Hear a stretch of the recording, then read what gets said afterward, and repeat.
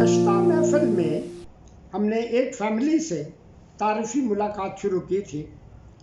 अबुल हस्साम और उनकी अहलिया समीना गोशी, जिनका असल नाम था। इनके मेरे बहुत पुरानी, बहुत बचपन की जानने वाली थी।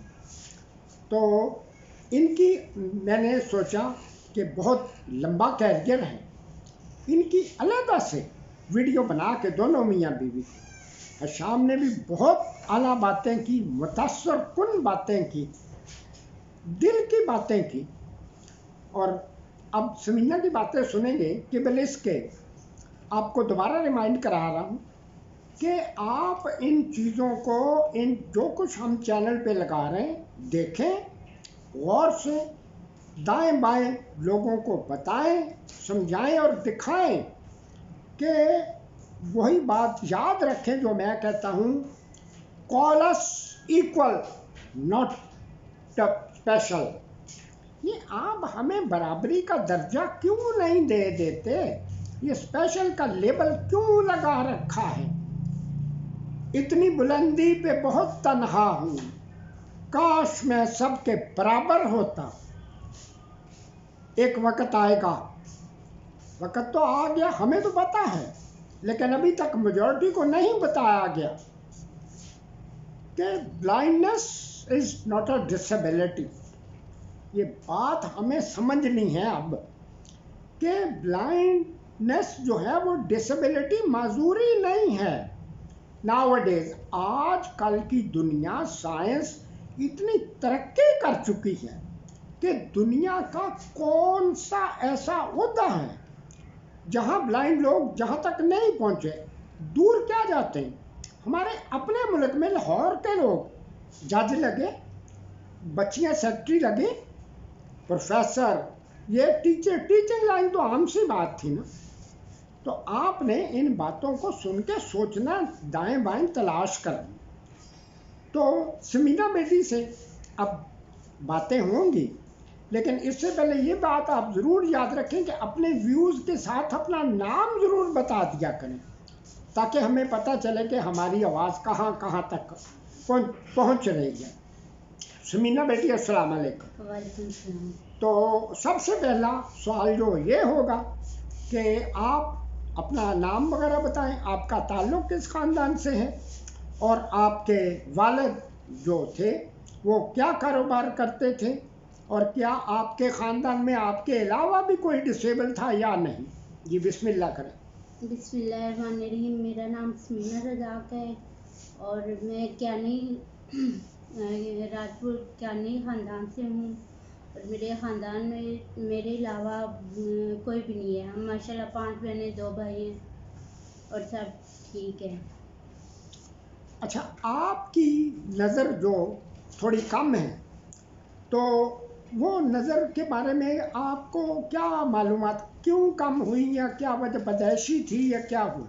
मैं बाय बर्थ से जो है ना पार्शली साइटेड हूँ, तो थोड़ा इतना था कि जो है ना बस चल फिर सकती थी सहारे के बगैर। अच्छा, अब तालीम की तरफ मुतवज्जो होते, कैसे स्टार्ट की, कहाँ से स्टार्ट की, और फिर कहाँ तक पढ़ा? तालीम जो है ना अल मखदूम स्कूल से स्टार्ट की है, और मैट्रिक तक अल मखदूम स्कूल से जो है ना तालीम स्टार्ट की। मैट्रिक जब आपने कर ली तो आगे कॉलेज में क्यों नहीं दाखिला लिया? कोई क्या वजह ख़ास थी? कॉलेज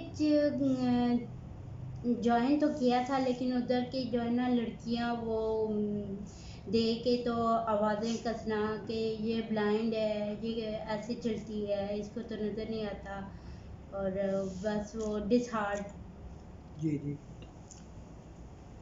2009 और 10 में जब मैं बतौर director NTCSP, national training centre for disable person, वहाँ बतौर डायरेक्टर काम करता था, उस दौर में आपको भी वहाँ दाखिला दिलवाया था, यानी आप मेरे सामने थी, मेरी दोबारा शागिर्द स्टूडेंट बनी।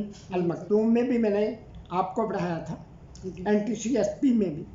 NTCSP एक ट्रेनिंग सेंटर था जी सर। जो बड़ी उम्र के, जो हर तरह के डिसेबल थे, उनको काम सिखाते थे ताकि अपने पाँव पे खड़े हों। जी सर।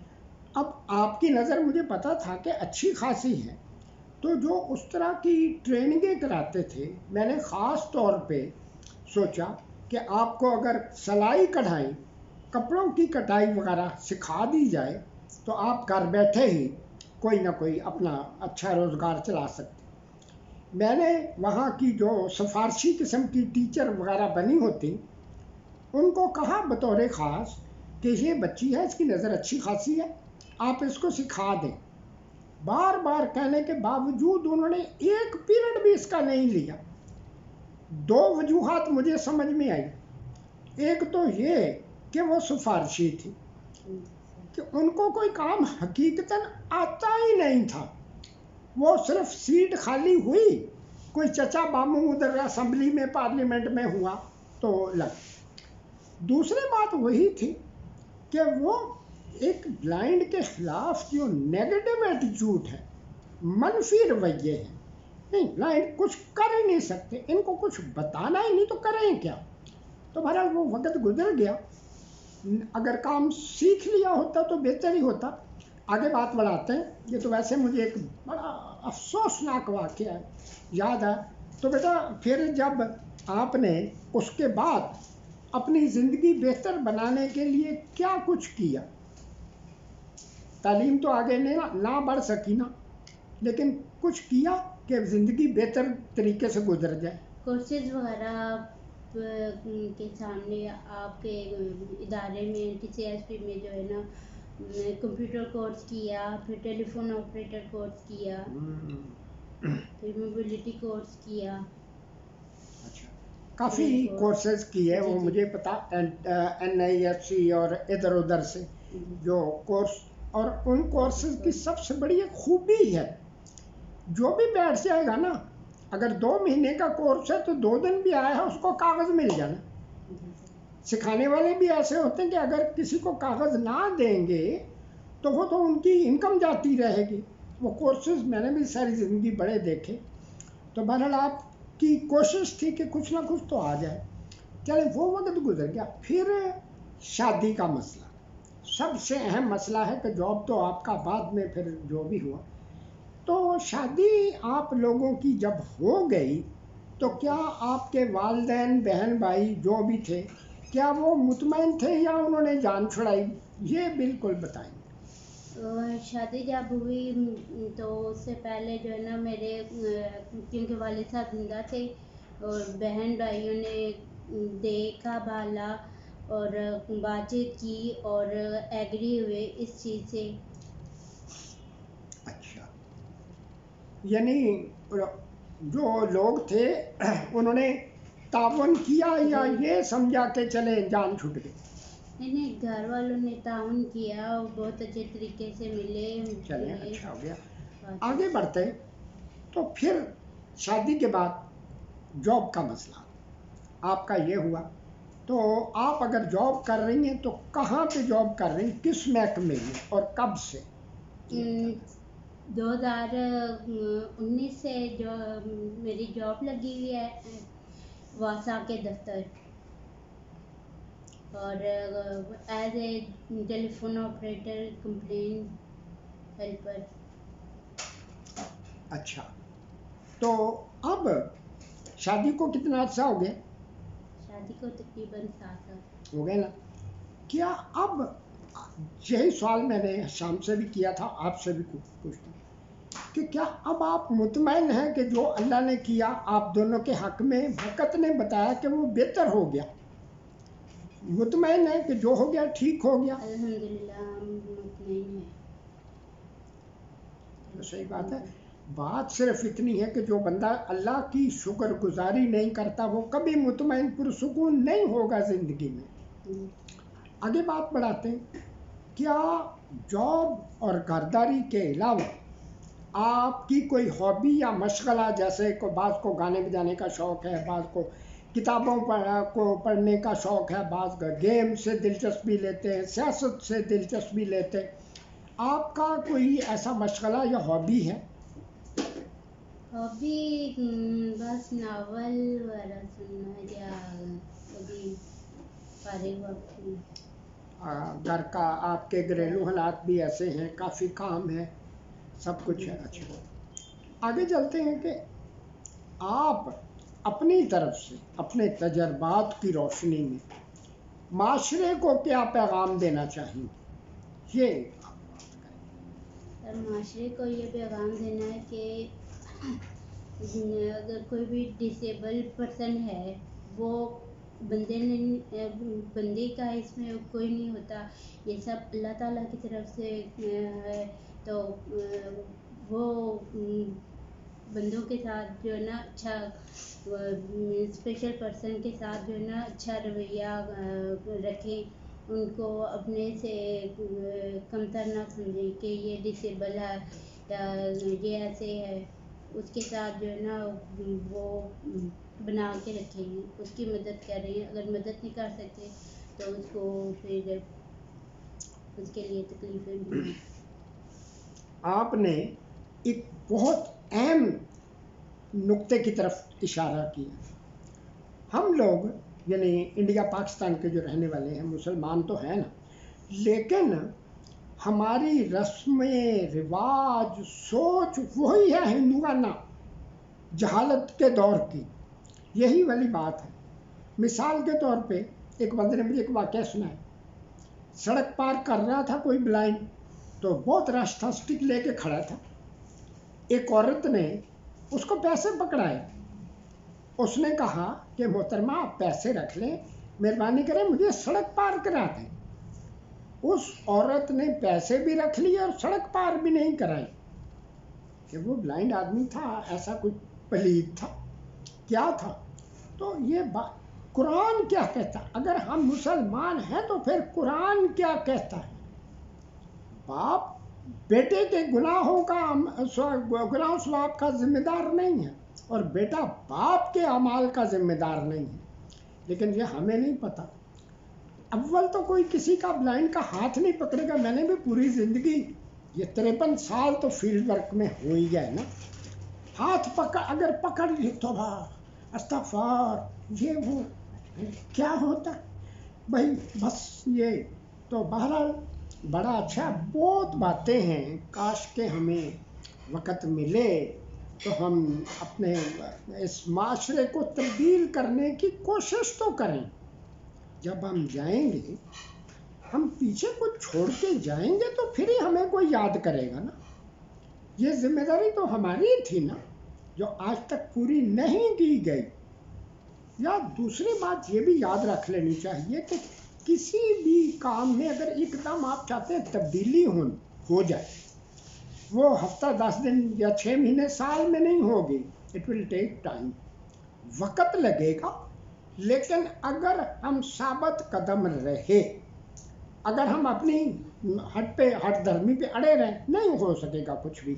2 दिन 4 दिन कोशिश की, लोगों को शौक ही नहीं है, लोगों को शऊर नहीं है, तो ऐसे नहीं होगा। ये मेरी एक वीडियो है, उसमें तफसील से सारे चीज़ों का जिक्र किया हुआ कि किस तरह वक़्त के साथ साथ तब्दीलियाँ आती जाती। तो तवक्को यही रखता हूँ कि आप अपने दाएं बाएं बच्चे, फ़िज़िकल डिसेबल, जिस्मानी माजूर जो हैं, फ़िज़िकल डिसेबल हैं, ब्लाइंड हैं, MR हैं, डेफ एंड डम हैं, उनके बारे में अपनी सोच तब्दील करें। उनको अपने पाँव पे खड़ा करने की कोशिश करें। सिर्फ ये है कि दूर रह भाई, ये ज़रा झोली सीधी कर, मैं एक 5 रुपए का नोट दे देता हूँ, तेरी झोली में फेंक दूँ। हाथ नहीं लगाना। तो आज की बात तो हो गई। तो आपके साथ आपकी समीना भाभी जो हैं बतौर गाइड जी। तो अगर आप उनको 1 मिनट बुलाएं तो 2-3 सिर्फ सरसरी बातें उनसे भी पूछ ली जाए। मोहतरम सामीन और नाजरीन और हाजरीन, अभी हम अबुल हशाम और उनकी वाइफ समीना से बातें कर रहे थे। ये तो हमारी बातें थी, हम बता रहे थे। इनकी गाइड और इनकी भाभी, मोहतरमा मिसबा साहिबा भी इनके साथ मौजूद हैं, तो हम उनसे दरख्वास्त करेंगे कि इनके घर में, ख़ानदान में कई लोग माजूर हैं, तो आप उन माजूरों के बारे में क्या आपके लिए कोई परेशानी है या आप मुतमईन हैं, खुदा का शुक्र अदा करती हैं, नीज़ माशरे को क्या पैगाम देना चाहेंगे? बस ये बात एक सवाल में ख़त्म। जी अस्सलाम वालेकुम।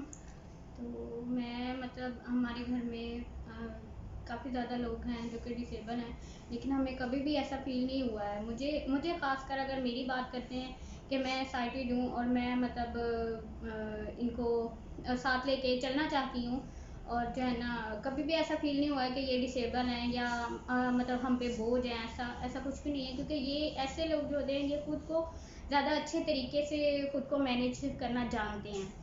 और माशाल्लाह मतलब अब भाभी हैं घर में होती हैं मेरे साथ, तो हम जो है ना जैसे घर के काम वाम होते हैं तो कभी भी कोई परेशानी नहीं आई, बल्कि ऐसे ही फील होता है जैसे हम नॉर्मल मतलब आपस में रह रहे हैं। कोई भी ऐसा कभी कुछ फील ही नहीं होता है कि मैं मतलब ऐसे लोगों के बीच रह रही हूँ या इनके साथ मतलब रहती हूँ। तो बिल्कुल नॉर्मल हम जैसे एक घर के अफराद रहते हैं, बिल्कुल ऐसे ही रहते हैं। और मेरा बस यही पैगाम है दूसरे लोगों तक कि जो है ना हमें इनके लिए बजाय रुकावटें खड़ी करने के, बजाय इनके लिए परेशानी का बायस बनने के, हमें इनकी सपोर्ट करनी चाहिए, इनके साथ ताउन करना चाहिए, और इनको बस एक थोड़े से आसरे की ज़रूरत होती है। तो बस हमें इनका मतलब इनको फुल सपोर्ट करनी चाहिए। ठीक है ना जी। आखिर में आप तमाम अहबाब का एक दफ़ा दोबारा शुक्रिया। अल्लाह हमें